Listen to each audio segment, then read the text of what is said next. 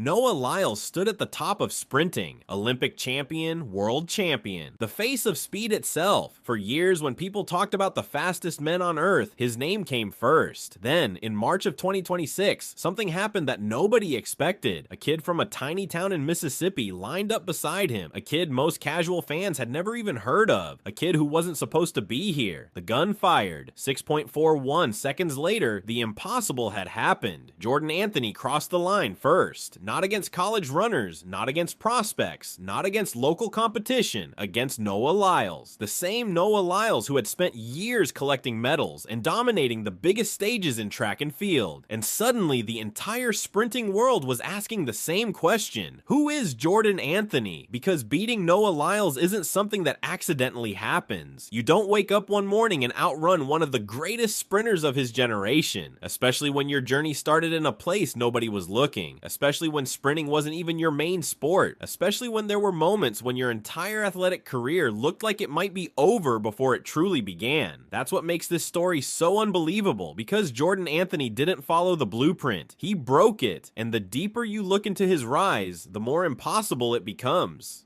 Think about what sprinting usually looks like. Most elite sprinters are identified young. They enter specialized programs. They compete nationally. They build reputations before they ever reach college. By the time they're challenging world champions, they've spent years being told they're future stars. Jordan Anthony wasn't that guy. Nobody was talking about him as the next sprinting phenomenon. Nobody was building documentaries about his potential. Nobody was projecting him as the future face of American track. In fact, for most of his early athletic life, track wasn't even the dream. Football was. That was the goal. That was the identity. That was the future he saw for himself. And that's what makes everything that happened afterwards so difficult to comprehend, because the athlete currently shocking the sprinting world almost never became a sprinter at all. The version of Jordan Anthony dominating headlines today wasn't built through a carefully planned sprinting journey. It was built through detours, mistakes, setbacks, and moments that looked like disasters at the time. The biggest came when everything suddenly stopped.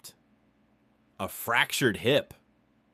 For most athletes, those two words trigger fear, not improvement, not opportunity, fear, because injuries don't usually create greatness. They usually interrupt it. Athletes spend years building momentum only to watch it disappear in a single moment. And for Jordan Anthony, the injury threatened everything: his football ambitions, his confidence, his future. But here's where the story starts to become different, because while the injury took something away, it also forced something new. Track became part of the recovery. At first, it wasn't about becoming elite. It wasn't about world championships. It wasn't about Olympic dreams. It was simply a way forward, a way to stay moving, a way to stay sane, a way to rebuild. And sometimes the thing that changes your life doesn't arrive as an opportunity. Sometimes it arrives disguised as a setback. Nobody knew it at the time. Not the coaches, not the fans, not even Jordan Anthony himself. But the injury that threatened his future may have accidentally introduced him to the sport that would define it. Still, talent alone doesn't create legends. If it did, sports history would look very different, because Jordan Anthony's journey wasn't a straight line from injury to greatness. Far from it. The next chapter was filled with uncertainty, school changes, different environments, different expectations, different identities. At one point he looked like a football player. At another point he looked like a track athlete. Sometimes he looked like both. Sometimes he looked like neither. And that's where the real struggle began, because physical talent wasn't the question. Everyone could see he was fast.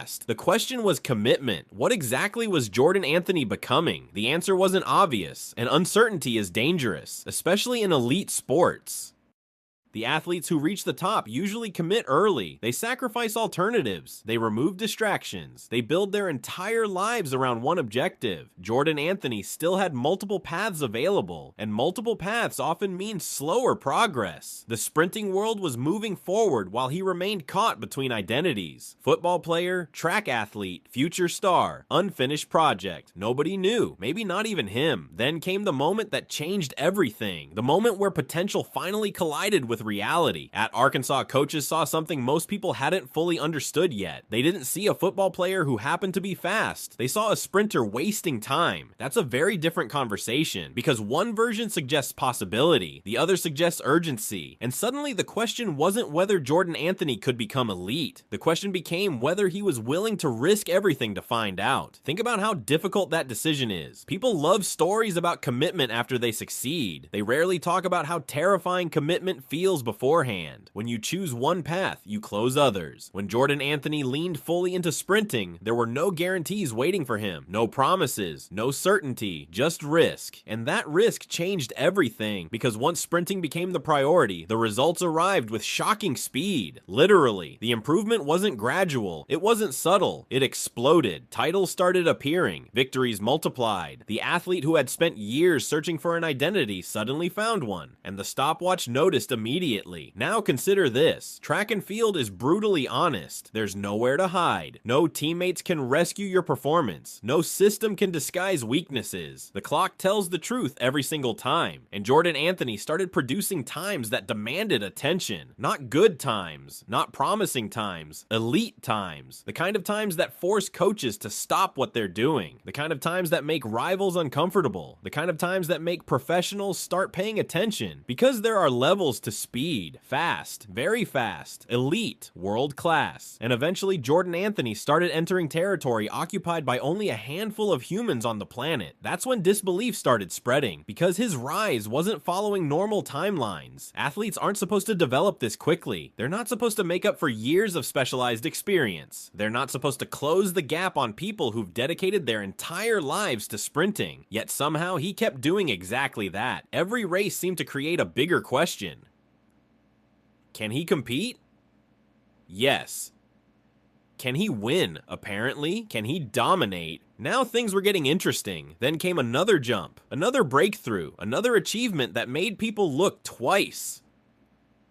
Jordan Anthony wasn't just winning races anymore. He was winning championships, SEC titles, national titles, the kind of accomplishments that separate contenders from champions. And every victory carried an underlying message. The kid nobody expected was catching everyone, fast. But here's the crazy part. The numbers alone don't tell the story, because sprinting isn't simply about time, it's about context. A great performance means something different depending on who else has achieved it. And Jordan Anthony started posting marks that placed him in conversations most athletes never enter. The same conversations occupied by Olympic medalists. The same conversations occupied by world champions. The same conversations occupied by people who spent entire careers chasing excellence. Now, this wasn't potential anymore. This was evidence. Evidence that the sport might be witnessing something special. Evidence that a future superstar might already be standing in plain sight. Evidence that the established order was beginning to crack. And then came the number that changed everything, 6.45. For casual fans, it might just sound like another sprint time. For sprinting insiders, it sounded like an alarm bell, because reaching that territory means you're no longer chasing the world's best. You're joining them. Suddenly, analysts weren't discussing Jordan Anthony as a prospect. They were discussing him as a threat. A legitimate threat to everyone. Think about how quickly that happened. Years earlier, he wasn't fully committed to sprinting. Now he was producing performances that demanded international respect. And yet, an even bigger challenge was waiting, because dominating college competition is one thing. Facing the world's best is something entirely different. The moment was approaching. The stage was growing. The pressure was increasing. And Jordan Anthony was about to discover whether his rise was real, or whether the world's elite would expose the limits of his story. The World Indoor Championships represented more than another competition. It represented validation, proof, reality, because international track is different. Different travel, different pressure, different expectations, different opponents. The margins become microscopic. Everyone is talented. Everyone believes. Everyone has earned their place. And here's what made Jordan Anthony's situation almost unbelievable. He was still incredibly inexperienced on the global stage. Compared to the athletes around him, he was practically a newcomer. Some competitors competitors had spent years traveling internationally, years managing pressure, years performing under global scrutiny. Jordan Anthony was still introducing himself to the world, yet somehow he wasn't acting like a newcomer. He wasn't running like one either. The closer the championship approached, the bigger the contrast became. On one side stood established stars, decorated veterans, global icons, athletes with reputations built over entire careers. On the other side stood Jordan Anthony, the outsider, the disruptor, the unknown variable,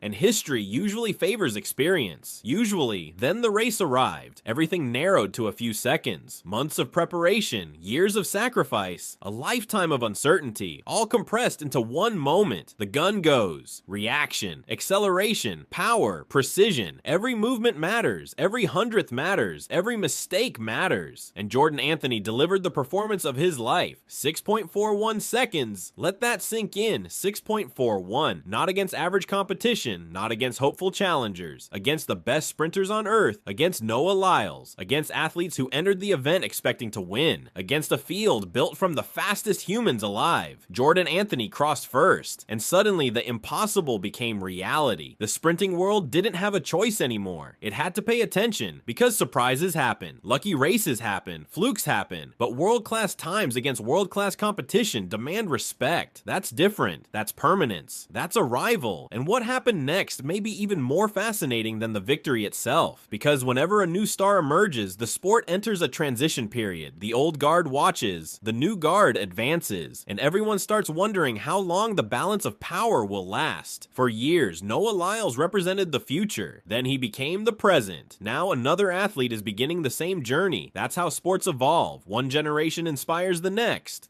eventually challenges the previous. Then history repeats itself. But Jordan Anthony's story feels different because of how quickly everything happened. His rise doesn't feel gradual, it feels explosive, almost violent, like the sport suddenly discovered a hidden weapon, and now nobody knows where the ceiling is, because every milestone he reaches creates an even bigger possibility. National champion. What comes next? World champion, Olympic medalist, Olympic champion, world record contender. The questions keep growing, and that's exactly why his story is captivating. We still don't know the answer. We're watching the answer develop in real time. Think about how rare that is. Most sports documentaries tell stories that have already been completed. We know the ending, we know the legacy, we know the final chapter. Jordan Anthony's story is different. The most important chapters haven't happened yet. They're still ahead. Somewhere between now and the next World Championships. Somewhere between now and Los Angeles in 2028. Somewhere between possibility and history, because the Olympics changes everything. Olympic champions become global icons. Olympic rivalries become permanent.